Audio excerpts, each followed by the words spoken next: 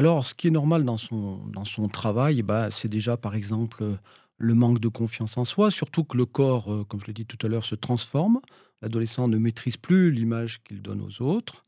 Mais il y a aussi la question de la sexuation, c'est-à-dire, la question d'acquérir une identité. Bon, parfois, les adolescents, ils ont beaucoup aussi de pression sur aussi la réussite scolaire, sur leurs projets professionnels. Et justement, par rapport aux projets, et ben, il interroge aussi le sens de sa vie. L'adolescence, c'est l'époque aussi où on se dit: «Mais avancer, mais pourquoi faire?» Ouais. C'est l'époque un peu des idéaux. Il y a beaucoup de choses qui sont mobilisées. Il y a aussi la loi. L'adolescent peut flirter parfois avec, les interdits, il peut frôler la délinquance, il va tester un peu les limites. Ah, et là, il faut peut-être commencer à s'inquiéter, non?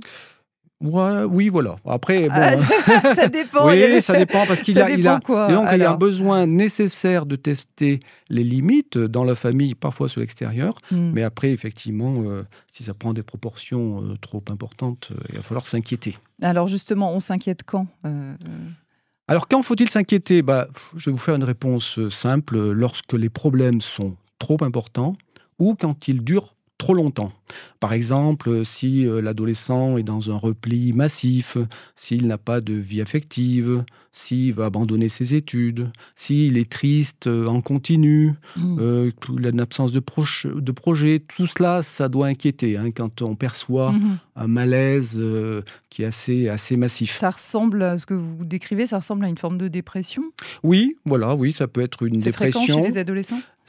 Oui, ça peut arriver, bien sûr, c'est assez fréquent parce que, ce qui se passe à l'intérieur de lui le mobilise tellement que parfois, s'il ne trouve pas forcément les appuis nécessaires, il peut, faire percevoir des signes, de souffrance. Alors ces signes de souffrance, ils doivent être, décryptés. Mais il s'agit pas de figer les choses, hein, en mettant une étiquette sur l'ado, hein. S'il travaille pas à l'école, il faut pas dire Mmh. c'est un feignant. S'il a fumé un peu de cannabis, dire que c'est un C'est drogué. ça qui est problématique, c'est de oui, oui, Voilà, la parce que sentence. oui, tout à fait, parce que c'est une erreur que l'adolescence, c'est un mouvement, c'est une dynamique Mmh. et Accidenté. voilà, Voilà. accidentée, mais les adolescents, il faut pas figer ce mouvement, parce qu'ils sont toujours prompts à s'identifier à l'image d'eux-mêmes qu'on leur propose et à Ouais. coller au personnage, hein. Donc je dirais en résumé que le besoin d'un adolescent, c'est pas forcément qu'on l'observe constamment, mais plutôt qu'on soit à son écoute.